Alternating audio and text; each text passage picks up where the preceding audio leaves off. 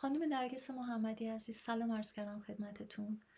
میخواستم ازتون خواهش کنم یه چند دقیقه لطف کنیم و این ویدیو رو ببینیم. من قبل از هر چیز از طرف خودم شخصاً بابت تمام توهین‌ها و جسارت‌هایی که طی این چند روز نسبت به شما شده از صمیم قلب عذرخواهی میکنم. این که به شما برچسبایی میزنن اصلاح طلب، مهره رژیم، اینا واقعاً غیر منصفانه است. اون هم نسبت به کسی که حداقل 25 سال از زندگی خودش رو صرف مبارزه با رژیم برای احقاق حقوق زندانیان عقیدتی سیاسی کرد. اینکه عده‌ای از عزیزان پادشاهی خواه حضور شما در مراسم زنده یاد خسرو علی کردی رو یه جورایی رقابت بر سر رهبری تعبیر کردن بسیار برای من عجیبه.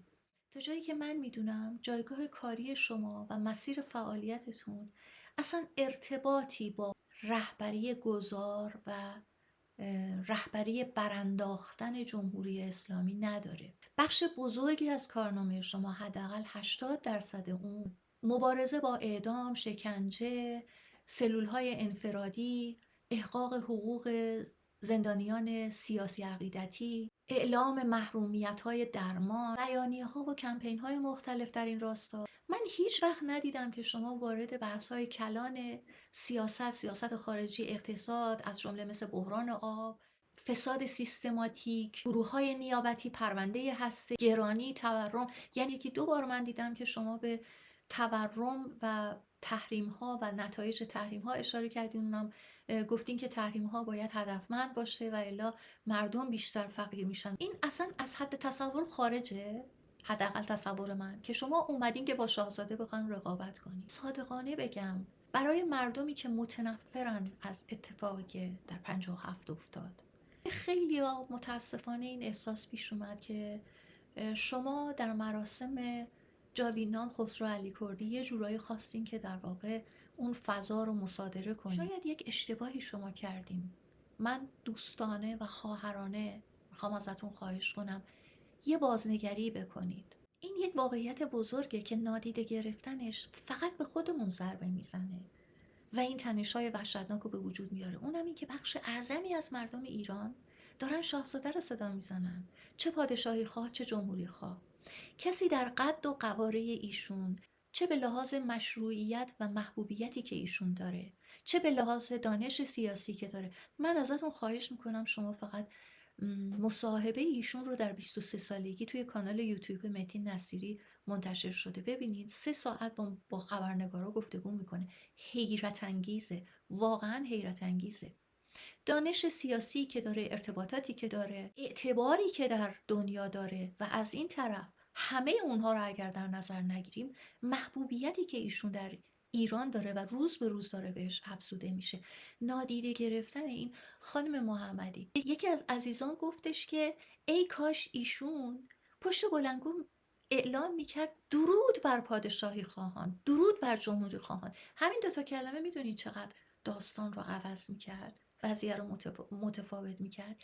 اینکه شما میخواین اختفا کنین، روی واقعیت سرپوش بذارین، مردم رو عصبانی میکنه. مردمی که منزجرن از 57، مردمی که خستن، مردمی که فقیرن، مردمی که جونشون به لبشون رسیده، مردمی که روز به روز دارن کشته میشن.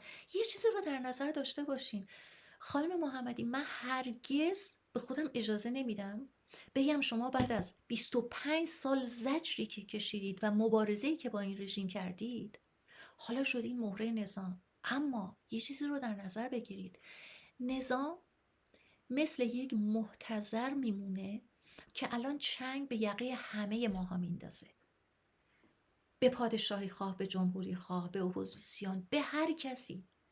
ممکنه شما خودتون هم ندونین ولی به شما میدون میدن، به خاطر اینکه شما جمهوری خواهید، شما مخالف نظام پادشاهی هستید که اگر غیر از این بود لااقل راجع به این خواست بخش عظیمی از مردم گفتگو میکردید، صحبت میکردید. رژیم از این سوء استفاده میکنه، حتی ممکنه به شما آزادی هایی بده، حتی ممکنه دستتون رو بازتر بذاره. آگاه باشین، این فاجعه است. رژیم همیشه باهوشتر از ما بوده، رژیم همیشه جلوتر از ما عمل کرده، به خاطر اینکه آموزش میبینه از روسیه، از چین. خانم محمدی، قبول کنید که مردم رو عصبانی کردید. فضای اعتراضی رو انگار که خواستین تصاحب کنین، در حالی که من شخصا همچین اعتقادی ندارم و احساس میکنم شما همیشه دلسوزید. ازتون خواهش میکنم با مردم همراه بشید. از شما، از حسین رونقی، از توماج صالحی، از مسیح علی نژاد، نادیده گرفتن این سیل عظیمی که روز به روز داره بهش افسوده میشه. مردم مملکت خودمونن. این فاجعه است که نادیده میگیرید. من نمیگم از موضع عقیدتی و باورهای سیاسیتون یا رویکردتون برای دولت آینده عقب بکشید. نه، دعواهاتون رو بذارین برای رفراندوم، برای بعد از سرنگونی.